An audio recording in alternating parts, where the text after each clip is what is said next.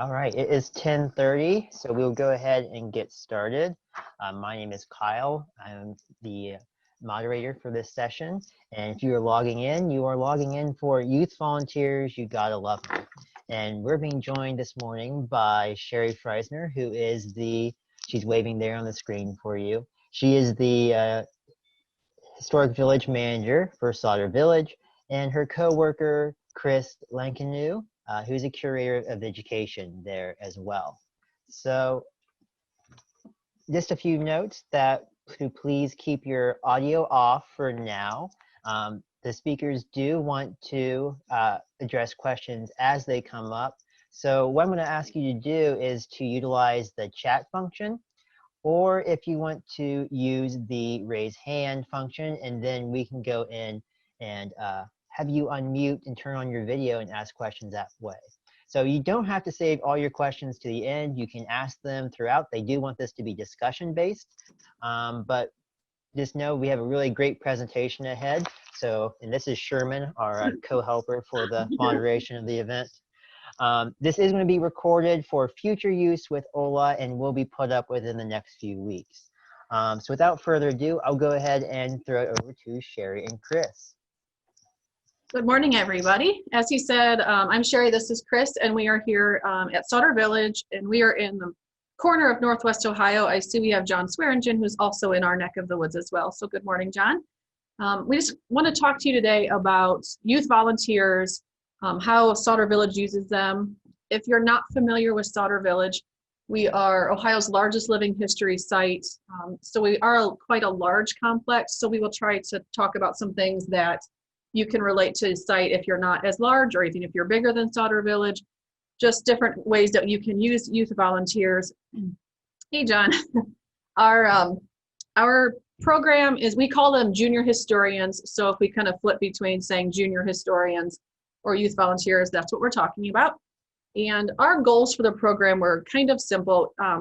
Basically, we wanted obviously to teach the junior historians about history, to teach them job skills, and really to give them a strong work ethic and teach them those things, and just to promote volunteerism in their community, to get them involved in helping others and helping a nonprofit historic site. So those are our goals for our program here at Sauder Village. And I will say that Chris and we started here in 2015. We both kind of got here in different ways, but we both started within a month of each other, and we inherited the junior historian program from from her predecessor, Andy Erbskorn. Some of you may know Andy. So we've inherited this program. So we did not start it. We have just tweaked it and made it a better fit for us and Sauder Village. But for Sauder Village, it started about 22 or 23 years ago for this junior historian program. At the same time that Andy was looking to start this youth volunteer program, at the same time our funding development team was creating a golf outing fundraiser with not a specific plan of where this money was going to go. So it just kind of worked out. So between Andy, the curator of education, and our development team, this golf outing has happened for 22 or 20, I think this year we actually were able to do it this year. It was the 23rd year maybe. And at this point it raises between $25,000 and $29,000 or $30,000 every year, this golf outing. And that is what funds all of our, because they wear t-shirts like we have, we'll get into that a little bit more.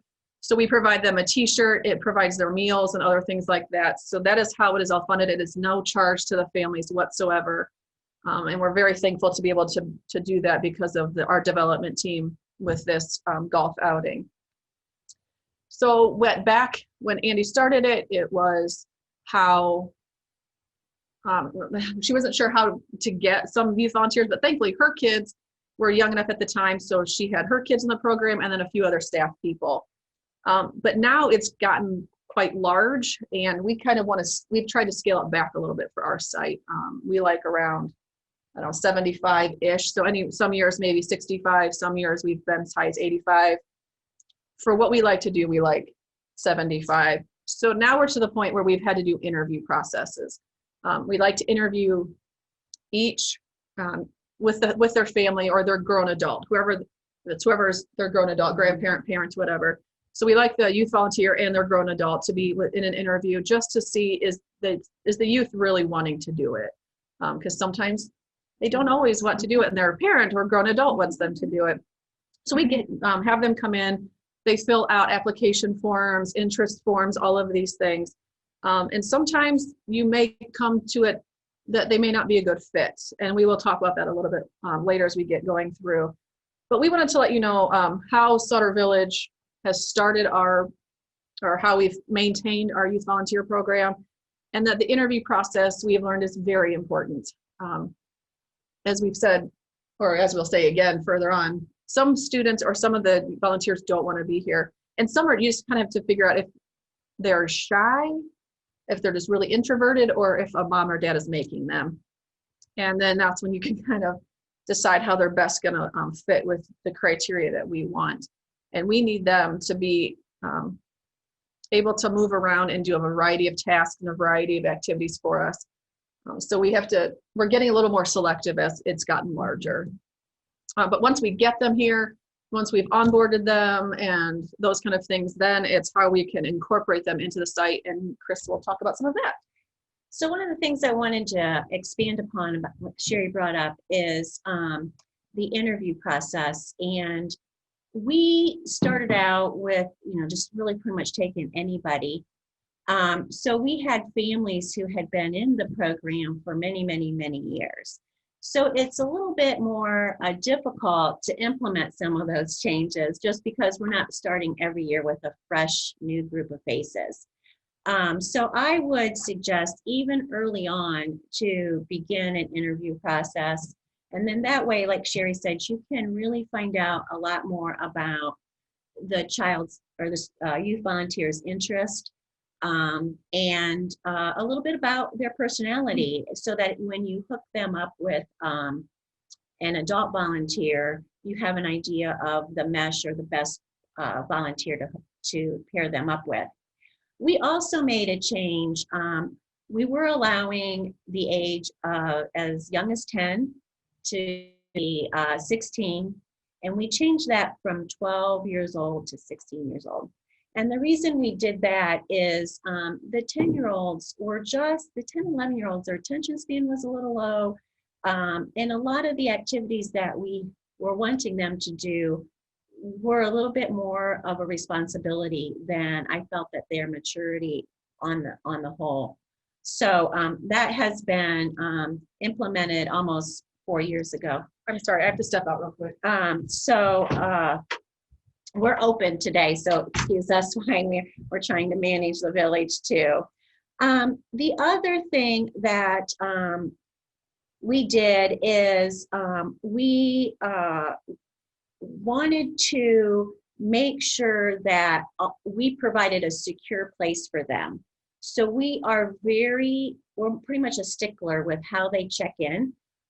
We have a specific place where they check in. We are there to meet them. They sign in. We make sure they're dressed appropriately, and we'll talk about that in a little bit. We also want to make sure that their parent knows where they're going to be and where what time their shift is over, because we expect the parents to pick them up too. We have some parents have to drive a while, and they were wanting their child to stay the whole day. And my personal opinion on that is it hasn't worked out for us. So I'm pretty much a stickler, like we only have them work a 3.5 to 4 hour shift, and then they are done. And that does include a lunch for them. We use our junior historians in 2 different ways. And we use them, number one, for events. We have a variety of Saturday events that we need them to help us out with. And we also use them on regular days where where we work for them. So on event days, we have a lot of different activities. We have them be responsible for an activity. We make sure they understand that. They are in charge of that activity. And on the days that we don't have an event day that they come in, we work for them. And that means that we're blessed here at Sauder Village to have a lot of craftsmen that want to share their craft. And this is a great way for our junior historians to learn that and maybe eventually even become employees for us. So we have things like tinsmithing, we have weaving, we have wooden toy making. Brooms is a huge one. Brooms are, yeah, we've actually been very fortunate. We had kind of a hole in our broom shop schedule for our adult staff. We were kind of running low on a few of those that were still wanting to learn. So with the junior historian program, we were able to train those. That was their spot for almost a year, and they learned it. And then when they turned 16, 17, we were able to turn them into a full paid employee. So I think for all the sites, if you're starting a program, I would say, first of all, decide how many junior historians you think you want to have, and then interview them. And then also then take a look at what it is that you want them to do. You want them to they want to be helpful. So you don't want to give them mindless tasks just to have them.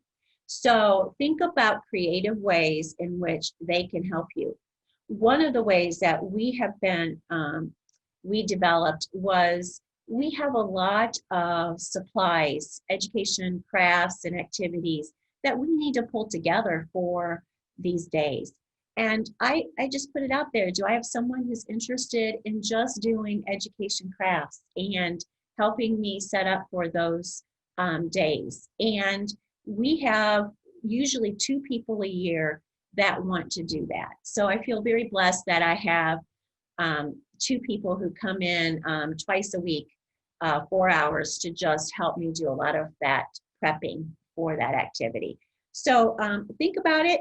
And then the other thing is that you want to make sure that you're really familiar with your adult volunteers or your adult employees that you're pairing them up with.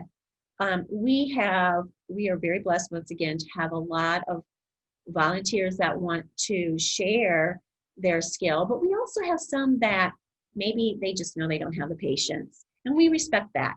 We also have some adult volunteers that really want to have a junior historian, but the matchup has never worked. Maybe they're not explicit enough on directions. I'm not really sure what it is, but you have to be aware of all that.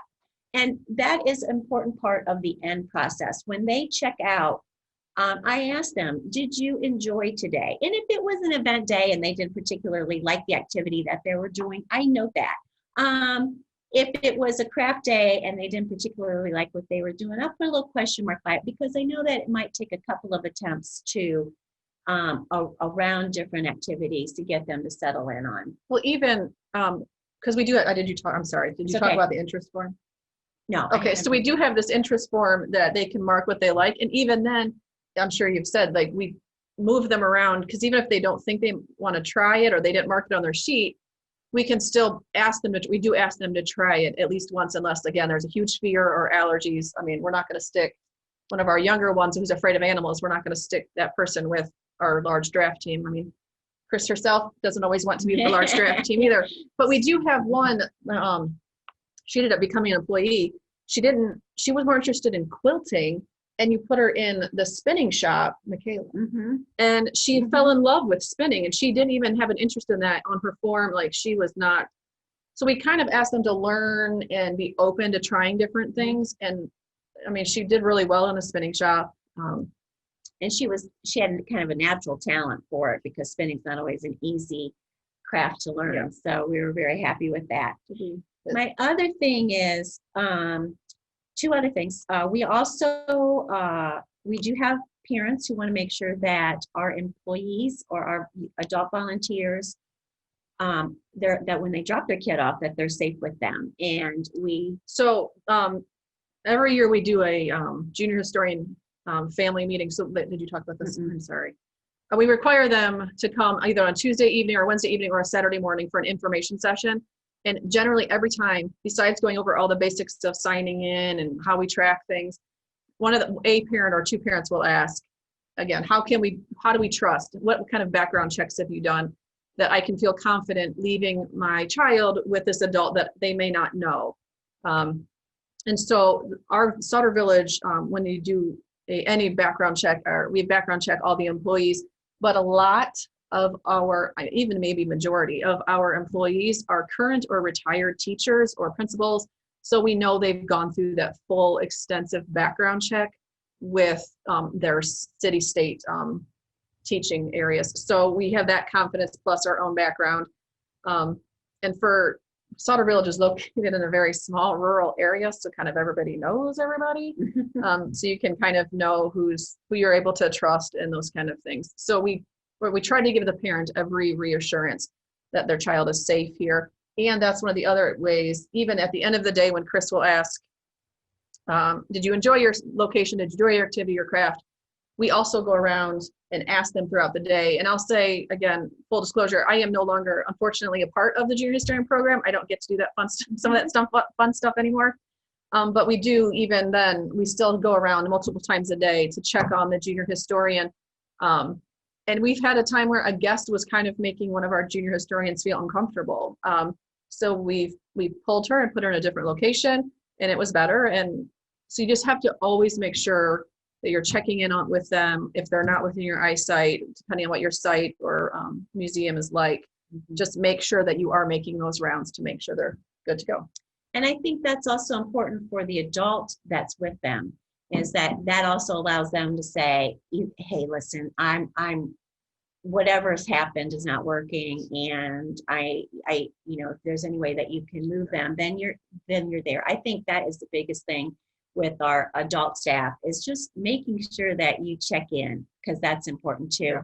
And at the end of the day, I take notes. I take notes from the adult, and I also take adult notes from the youth. I type those up. I keep a running track of that, which also makes me want to say is don't underestimate the time involved it takes for this. It takes a lot of my time, and it takes a lot. I have an assistant that helps me now that Sheri's not involved, and I will tell you that it's very, very time consuming, but it's well worth it. And we'll talk about those in a little bit too. You want to talk about some of the forms we have? Did you show your kids? No, not yet. Okay. Somebody might be like, what kind of activities do you offer them? I decided that it'd be really a great idea if I made up some kits that I could bring. So for instance, if I have somebody that can crochet, I have crochet kits together. I also have, this is another crochet. I also have tin, which is what I say a lot. I also have a tinsmith activity. So these are just, I have a leather crafting activity. So these are just kits that I have put together so that on the day that I work for them and they want to learn something, I pair them up, I have it ready to go. And it's something I can do before the day starts that doesn't have me running around with the chicken with my head cut off. Because that does happen here. As you can tell, I just had to leave. We have to step out again. So communication. Yeah, go ahead. We've learned, I think most people know, communication is very much needed, but we didn't always, some parents needed more and some not so much. So we just kind of made it even across the board. And some parents don't, or some families, grown adults, they don't want to use their email, and they maybe check it once a month or once a week, we've learned, unfortunately. So we've also given our cell phone numbers out. We have contacts. Even now, I'll get a text or a call, or not this season, unfortunately, since we did not use junior historians. And they'll call us at all odd hours of the day and evening just to make sure that my child is scheduled, those kind of things. So we've learned that we need to have a lot of communications. Even when we think it's a lot, to them, it's probably still not enough. Mm-hmm. So we try to communicate as much as possible. And when Chris and I were doing the junior historian program together, we would do 2-month schedules at a time. We would list the entire month out, and we put like little arrows, no, we can't take any student or volunteers that day. And then we would list if it was a festival or a regular day. And we would send them these calendars. They would fill it out, write the days they wanted. And we do 2 different shifts, morning and afternoon, so they could circle or write down which ones they wanted. But now that Erin is also doing it, okay, sorry, I just saw that question. Yes, they do work behind the scenes. One of her craft volunteers, the junior historians, they would come in. She would come in sometimes on Mondays or Mondays when we weren't open. The villages this season with COVID were open Wednesday to Saturday. Normally Sauder Village is Tuesday to Sunday. So she would come in on off days, and she would work in the education building and do some of these packets and all the activities pre-cut and those kind of things. But so for communication and scheduling, it was Erin. Now that Erin, her assistant curator, he likes to do the schedule for the entire season. We know that their schedules are going to change. We know things are going to pop up, but the more we can provide them on the front side of things, and then they send their schedules back, and they can circle every single Thursday, Friday, Saturday of a month, and we're still just going to choose a few. Weekdays, maybe 10 you do now. And then if it's a festival day on a Saturday, we can go up to maybe 20, 10 a shift, those kind of things, trying to make sure we have enough activities for the hopeful high numbers of guest count that we had that day. So we try to get those back. There are snafus with the scheduling. We will be very upfront with that. Some of those are, we've messed up. Oh, we didn't have your name on the list, and now they're standing in front of you to sign in and find their task for the day, or because they filled out the schedule. Well, I circled every Friday, I'm going to be here, right? We didn't need you that Friday, but again, now they're standing in front of you. What do you do? Which these kits that Chris has put together, that's when they really come in handy. So we've really learned through our mistakes and some of the families that the more you can communicate, the better. And again, if you're a smaller site or a archives or a local history kind of thing, if it is just a smaller site, don't ever underestimate the time and the amount of communication you need to have with your volunteers, no matter the age. But the youth volunteers, their schedules are so crazy with sports and things, or family vacations. We've even learned that in July, even though we have some large events here in July, you can't always count on them, because that's when they have a lot of family vacations or sports are even starting to back up. And then communicating with our staff. They did not, Chris and I learned very quickly that they did not appreciate, we did not give them, most of them even like a week heads up. Hey, we're going to have a youth volunteer with you doing this activity, or you're going to be teaching them how to spin or weave or baskets or anything. We learned that real fast. So we try to also give a heads up, and where some of our scheduling is a little old school, even for a site our size. So we have a lot of paper signs or schedules as well. So we will hang, where we hang the schedules up, we will put also, hey, here's the youth volunteers coming in that day, here's who it's assigned to and what you're going to be doing. The more you can communicate, the better. It's the less stress on that actual day of them being here. But also some of the other forms that we needed from some of the families, besides the actual application and interview process, and again, the interest form, asking what areas they have, or asking if there's allergies, fear of animals, or the parent or grown adult knowing this youth volunteer should not be around any type of sharp tools or objects, then we know not to put them in the tin shop. But we also have to make sure we have contact numbers for all the parents. We have to have a cell phone, because sometimes you feel like you might be a babysitting service a few times. So you need to make sure you have a valid, reachable number for the parents in case something does happen on site, or the days when all of a sudden a storm pops up out of nowhere and, okay, we've moved your child. So if you're here, your child is in a safety building over here, those kind of things. So the more you can communicate, you're going to meet the parents' expectations, because they will expect to know what their child is doing and where their child is. So make sure, on the one flip side of that, one fun part is when they are in a specific craft building, you tend to sell that craft to that parent a little bit more. We've sold more brooms to parents of youth volunteers in our broom shop than I think most other places. But then we also do an end of the year survey asking what we can work on. And that is, we've learned some interesting things, and things that we need to work on, and things that we've realized, okay, we never even thought of it that way. And we'll talk about the clothing in a little bit, because that's where we tend to get dinged. with some frustrated parents, not many, but we're just going to be honest, some of the frustrations that we get back on those surveys from parents. It tends to be either our lack of communication or their perceived notion that we had a lack of communication. But most of the time they just love it, and it is a wonderful program. Yeah. We do not want to discourage you. There's so many activities and festivals we could not do Right. on a weekly basis without our youth volunteers.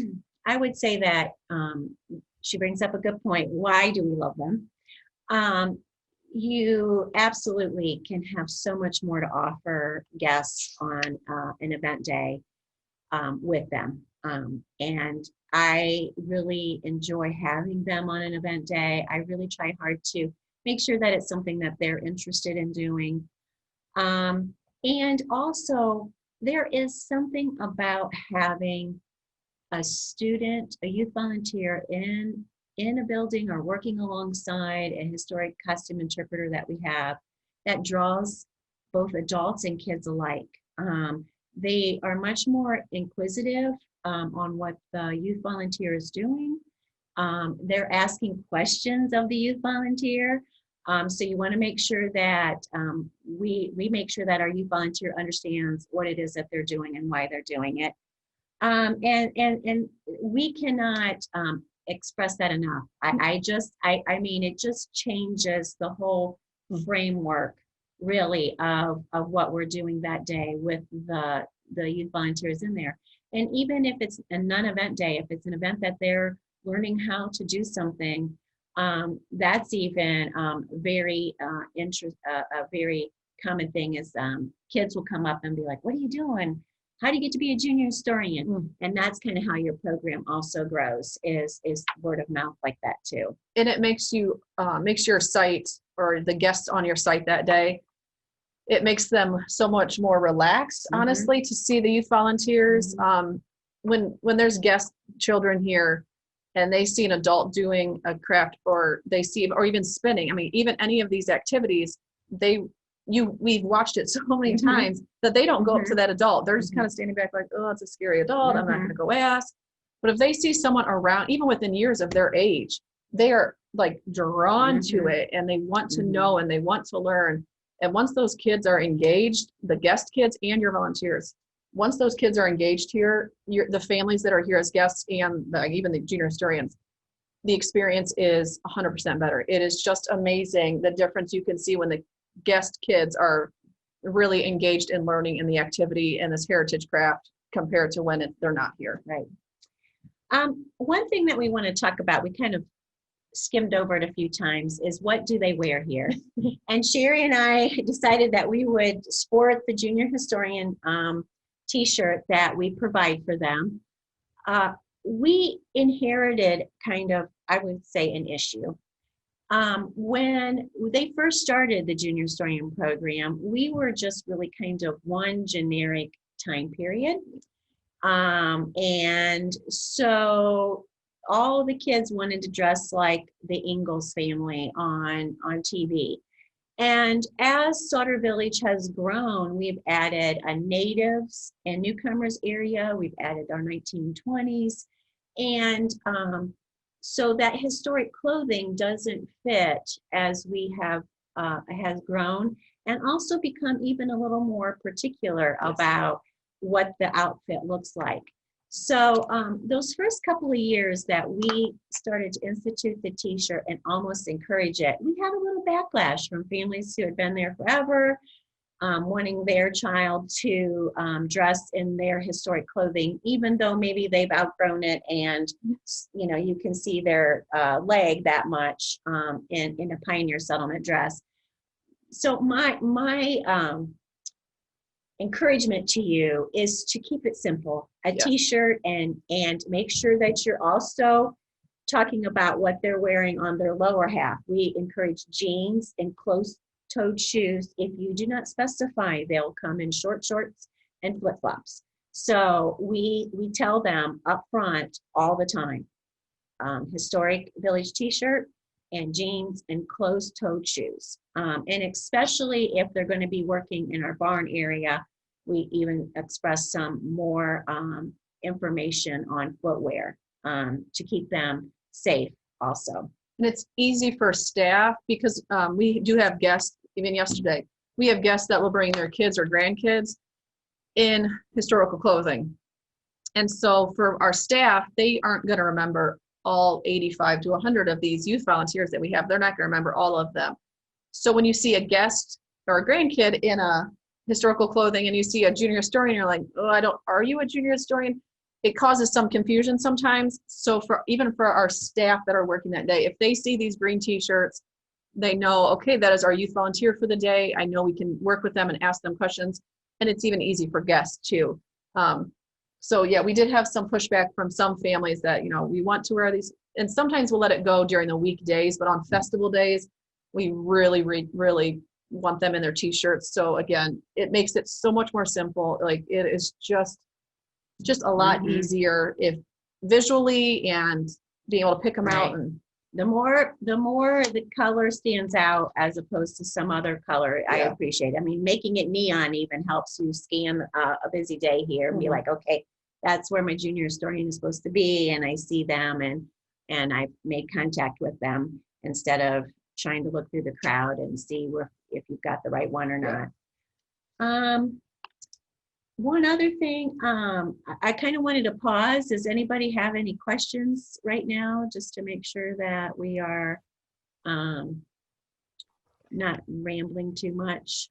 I haven't seen any questions come in the chat, all right, great. But if anyone does have anything, please do put up. I think you guys noted that one question from John about the behind the scenes, and maybe we can get more into that after we're done, after you guys are finished kind of with the whole thing. But is there any questions for now? No? Going once, going twice? Okay. All right. Because once I get started, sometimes I have a hard time stopping with all of this. Yeah, why don't you go ahead and see, I get the not as fun stuff. So depending on the size of your site, well, I can back up for a second. Again, some of these examples we may be giving are geared towards Sauder Village, which is a large site. So I actually last year, 2 years ago at Ola in Dublin, I talked with somebody from a historic house museum. It was just this one large, beautiful home and a little bit of property around it. So she had asked, what can we do with what would we do with youth volunteers for our smaller site? And so again, she talked about certain festival days that they have twice a year where they invite the whole community out. So plan extra activities for if you are having like almost an open house.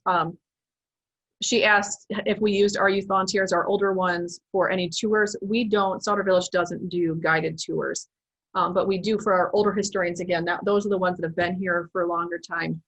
We trust them a little bit more, so they'll be able to answer questions. They do not interpret other than what we taught them that specific, or as they're getting 15, 16, when they're in a craft building or even if they're historic foodways and apprentice. Sometimes the paid staff and adults in the building will kind of step back and let that apprentice or older youth volunteer start to answer the questions, just to get them more confident and feeling more comfortable. So those are really the only times. Other than that, we don't leave them in a building. On the farm side of it, we would have them walk. Okay, so we're not a petting zoo, but sometimes we'll have our baby goats or even our cows on leads. This is not during pandemic time. And our youth volunteers will walk them around the village. So we know we've given that youth volunteer the information on what breed that is. It's a historical breed, what we do with it, why we have it here, and those kind of things. So those are really the only times they are on their own answering questions directly from an adult. And I see that recruit For those that may not have watched the chat, Sheri was answering a question from John about if the junior volunteers interpret directly or demonstrate directly. Right. Okay. Okay. Yeah, go ahead, Chris. I wanted to make sure that you have to make sure that you have your junior historian or youth volunteer know what it is that they're doing, because they are going to be asked by guests, and you want them to feel comfortable enough in what they're doing that they can answer that. So I never give them an activity or craft or whatever it is without them knowing what it is they're doing and why they're doing it. There's another question in Yeah. there. How do we recruit or advertise? Actually, again, we inherited, I don't believe, even at the beginning stage of this, when Andy Erbscorn started it, I don't think they ever had to recruit. She used her kids, and there was another staff person on full-time staff that had kids that same age, and then someone's grandkids. So it started small, and it was just using their current pool of families on site, and they were the new class of junior historians in this new program. And since then, it has basically just snowballed. Well, again, like when they see the youth volunteers in these shirts, we'll have families, hey, how does my kid get into this? And we have families from, okay, so we're in the corner, almost the corner of Northwest Ohio. So we have families from an hour away, Goshen, Indiana, Elkhart, Indiana, up an hour in Michigan, over from Toledo, Monroe, Michigan, just outside of Toledo. We have them coming from about an hour away for some days. So really it has snowballed for us. And that is when we got to the point where we had to kind of decrease. So we really don't advertise or recruit actively. They kind of just, if you build it, they will come, Right. kind of thing. And to Christina, who asked the question about advertising, don't get discouraged about 1 year versus the other. Yeah. I will tell you that we have definitely a roller coaster. 1 year we might have 60 and we're like, oh, is this going to be? And then the next year we're up again. I definitely feel like it's an up and down for us. Also, we have a big commitment to provide a place for youth volunteers to do volunteering in their community. Our schools push that. In high school, a lot of grades are now required to do community volunteering. So if you can kind of work with even your school district and say, hey, I have this volunteer program that I'm trying to start. 4-H clubs, FFA. All of those really have some volunteer component to their Boy Scout, Girl programs. Scouts, you could reach out to them, advertise to them in the schools. There are multiple areas that you can go to. But depending on what your site is like, if you're in the city and you might not be close to a 4-H or FFA group, reach out to the local school, or even you can advertise at the library. Those are some of the families that are going to be connected to your area more. I think that the more they visit the library, the more somehow it correlates to the local museum too. So I think you could advertise and start a program there. You have a table at the library and just kind of tell them what they could be doing and how the process would work. I think that's a very great place to advertise. Also, marketing does a great job when we have our youth volunteers here. I mean, it was kind of sad this year because we really did miss some. But we do a great job of, if we see a junior historian doing something, we'll take a picture of it and post it on Instagram and be like, there's, after we have the parents' permission. Yeah, we part of the paperwork is photo permission. And we watch that pretty closely because we do have some families who do not want any photos, but for the majority of them, and that's great. I mean, have this junior historian walking our cow along and having a great time talking to guests. It's really a positive. But once again, we have an apprenticeship program from the junior historian program that kind of grew. We have 15 or 16-year-olds that have decided, I really want to be work in the broom shop, or I really want to work on the farm, foodways. And so then we have a specific program that allows them to develop that skill for 2 years, and then we also then offer them employment here once they finish that apprenticeship program. And we've had excellent employees from that. I think we've counted the last time like 10 or 15 just in the last couple of years from that. So for us, that's excellent. And a part of Christina, your statement, this does take a lot of time, and it is a big time commitment. And I think part of that is even coming back to the beginning of your interview process, because we have a family of 2 girls. They are fantastic. We love these girls. And the older sister is the most outgoing, bubbly, like she was so fun. And she was a broom shop apprentice, and now she's an employee and she works in other historical buildings. Her younger sister was a foodways apprentice, just as sweet, just as kind, but could not be more opposite in the outgoing category. So that's when you're interviewing, you're kind of learning their strengths and weaknesses, because she even came to us after she did an apprenticeship in the foodways saying, I know I'm not ready to be in a building by myself as a paid employee. So we've just connected her in other areas. So, I mean, knowing your youth volunteers and their strengths and weaknesses and where you can connect them, because it's all about connecting them and engaging them to the site, because then that engages their families. Do you want to? Yeah, one thing that we kind of skipped over is discipline. Because I feel that it's important at the beginning to tell them what your expectations are, and also what happens if you don't follow those expectations. For instance, let's say you're scheduled to work on a festival day and you don't show up and you don't call. Well, we treat that just like a job, no show, no call. And there are repercussions from that. Let's say that we ask you to stay here and learn this, and that youth volunteer says to the adult, oh, I need to use the bathroom, and then for an hour they're gone. They're traveling by themselves all over the village. That we also talk about. And you have to have the expectations and the consequences of any misbehavior. I will tell you that a junior historian that is not busy is a junior historian that's going to get into trouble. So I always make sure that I have activities for them that I know are going to keep them busy.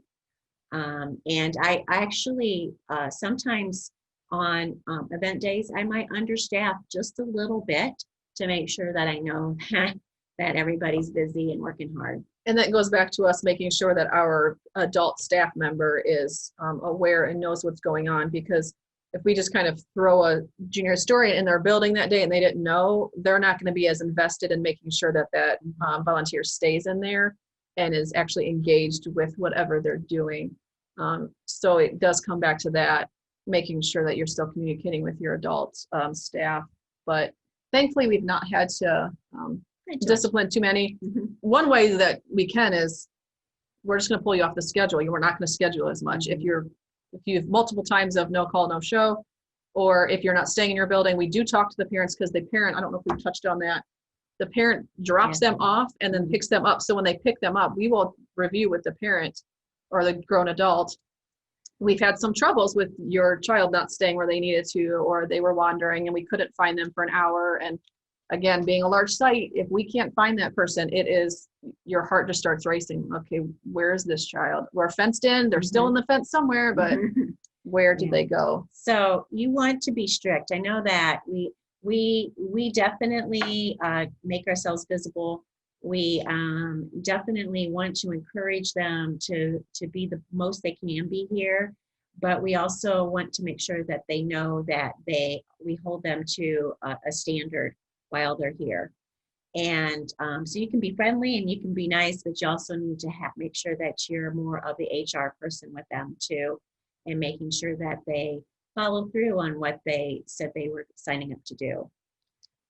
And on the flip side of discipline is the fun. Again, we stress how much fun they are, how much work they are. But one of the most fun things we do is our junior historian family nights. We'll take junior historians throughout our whole season, which ends at the end of October. But come August, when they start going back to school, we will have a junior historian family night. Our first year we tried it, we were like, oh, let's get this movie on the side of the barn or one of our barns and have all this fun stuff. And they didn't necessarily even want to sit, except for maybe a few of the small ones, of the siblings or something, but they were all outside. So we provided popcorn and we did a walking tacos. Again, all of this was covered by our golf outing fundraiser every year. So we provided these walking tacos.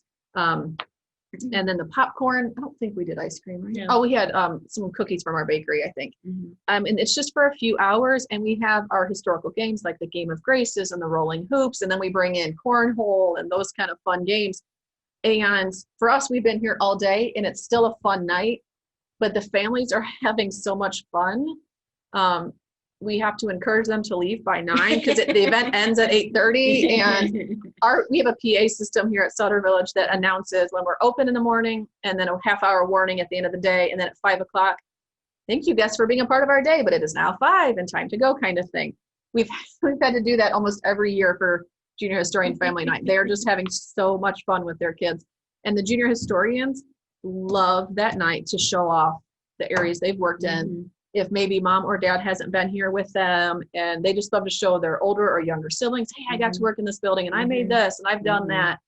So it just is a time to bring the entire family on site and really get them connected in a totally different way. But again, at 9 o'clock, we're like, Yeah. let's go. We need to go home. We're tired. But it is one of my favorite nights here. Absolutely. It is a lot of fun. All Don't right. know. I feel like I think that we have kind of gone through everything on our end, and I was hoping that we could take some more questions and see if anybody. Yeah, we've got just under about 15 minutes left in the session. So really, if anyone wants to just kind of put their questions in the chat, or even with the group size that we have in this session right now, it might be okay for us to turn our video and our audio on and ask questions. That can lead to chaos, but we'll try to manage It'll be chaos fun. Yeah, as best we can. We're with 75, 80 junior historians, so we can accept chaos here. All right, you heard them all. We'll give them a test and see how they handle this.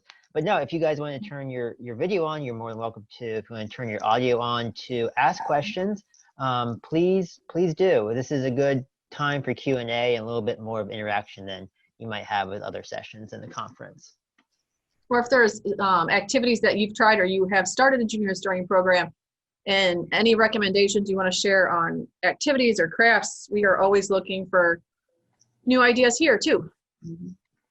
One thing that, as everybody's turning their audio on and trying to think about questions, one of the things that is always a tough decision for me in the interview is if you have a child that's quiet.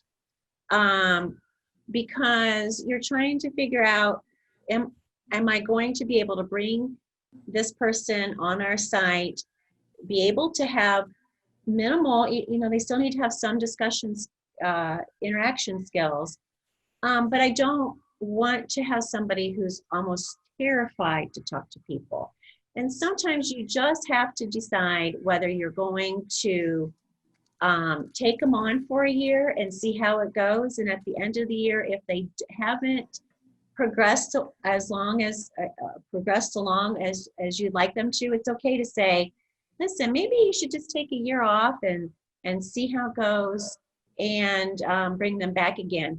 But I'll tell you, I've had the quietest kids in an interview be ones who have blossomed so much here, because they don't have any, that they can be whoever they want to be here. And we've had a lot of success stories with that. So I want to also make sure that that's always a really hard decision for me when I'm talking to the youth volunteer in the interview of whether to make it. There's a question. Yeah, go ahead. We had a question in the chat from Greg, asked if the family night is a singular recognition, or if there's other recognition abilities, offerings as well. Sherman wants to know as well. Yeah, Sherman is super curious. Family night is our main thing, providing the meal and the snacks. We do, during the season, they get a family pass. It is not a full membership, so they're not getting the discounts on our crafts buildings, our gift shop, general store, food areas, but it does get their family in, and that is a huge bonus to some. I don't know if we've said it yet. A good chunk, maybe half of our youth volunteers are homeschool families, and they tend to be larger families. So it gets, they could get 10 other people in. Some of our youth volunteers, they're one of 11 or 12 kids. So that's another bonus of being a junior historian for the parents as well. It gets their whole group in. They do get to keep the shirts. The next season, if they've grown out of it, which most of them have, they'll get another new one. If for some reason they lose or destroy one during the season, they get one a season. Other than that, we just charge them $5 to make up for that. But the main recognition is, or thank you, is the junior store. Oh, and we also giveaways that night because we do a scavenger hunt that night. And that's right. The scavenger hunt is so fun. Sends them around the village, not going into buildings, but they have to find these things. And then we draw and we give, we have what we call Sauder bucks. And they can use them anywhere on our complex, the restaurant, the bakery, the inn, the campground, or here in our historic village shops. So they do get a chance to have a raffle for the Sauder bucks. I think. Has anyone out there done after school programs where the kids would come after school and do things? I don't know. That's a good question. I don't know. We've not, but We have not done that. Like, could they legally get off the bus at your site and then your parents pick them up after work? I am not sure about that. that's interesting. That would be. That's a good question. Our season in the fall, we end at 3:30. Normally. I mean, this year it's a little bit different, but yes, if you had after school program that you needed to use them, especially to get ready for an event. I was thinking like it may be something in collections where they had cleaned a storage room every, whatever. They tend to like to clean the barn more than the actual inside of buildings for some reason. They find a sick thrill in scooping all that poo. I did that enough in real life. I don't go somewhere else and do it. Yeah. Oh, I've never done it in real life and don't plan to do it here either. There is another question in the chat from Mary. She says, you mentioned homeschooling families. Do you have other homeschool groups that bring these families to you? Yes, we have 2 weeks in which we celebrate homeschool families. It's in the fall, and they get the school field trip rate that we offer public school kids in the spring. And we do we have a STEM activity every single day that they can participate in. We also, if you belong to a homeschool co-op, you can also, besides the homeschool 2-week family right that we have, you can come anytime in your homeschool co-op and get the field trip rate. I will say those are tough weeks. Homeschool weeks are notoriously tough for our site. Yeah.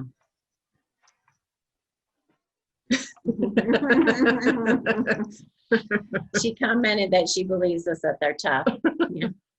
You just have homeschool families from all across the board. You have those that are strict, and their children respond to that type of instruction, and then you have some that are just all over the place. And so it's a little bit of everything during those 2 weeks. Yeah. So while we're maybe waiting for some more questions, I'll just throw this as an open-ended question out. What would, and you gave this a little bit with another prior question, what would be your advice for any historic, I think a good number might be from historic houses here or small historical sites. What would be your advice for kind of the beginning stages of considering bringing in youth volunteers? Because I think a lot of us say, oh, it'd be great to have young people involved. But then when it comes to getting those young people involved, might kind of not exactly know how to go about it. So I guess how would you set us up for success?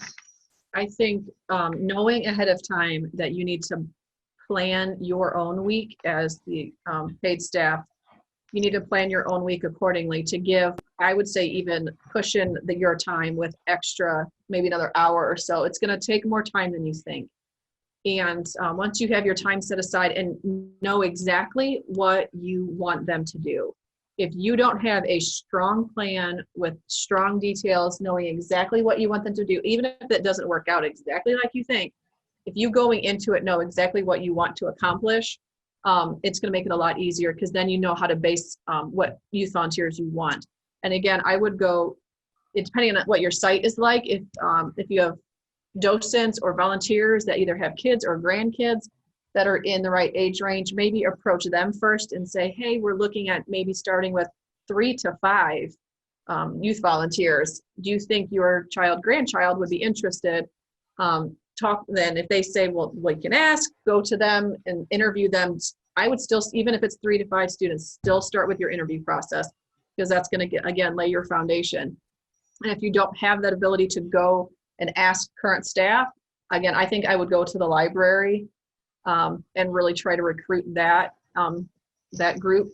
You could also have an information session, put it out there that if you're planning on starting this program, and if you'd like to inquire, please come and we'll talk about it. Yeah. I think that's also a good start. Sheri's brought up a really good point, though. You really do need to know what you want. And if you want somebody to do a house tour, then you're not going to, when your interview process is not going to take the one that's the quietest out of the group. I mean, you interview them for what you want. And if you want someone who wants to do a house tour, you want them to learn to do a house tour, you're going to pick one that is going to be more outgoing than one that's not. One of the other areas is gardening. We have a lot of junior historians that are interested in gardens and flower gardens, and that could also be a great place if you have groundwork that needs to be done. Starting like every Friday afternoon, please come, or Saturday morning, come and help us with planting flowers or whatever it is. And I know at Sauder Village, we are extremely blessed, lucky, however you want to term it. We are very lucky that we do have that it coincided with that golf outing, that's how we're funded, and that it's not this huge budget hit for us. If it was our education budget or volunteer budget, it would not be anything like it is right now. So I would say, as you're creating and working on your base, what you want them to do, I think, okay, what do I need to charge them to do it? Because that's also going to be a difference if families want to. And that's why our numbers can be so big, is because we're blessed that we don't have to charge them. But as you're starting out, I would think, okay, if we want the t-shirts, find a local company that's willing to work with a nonprofit.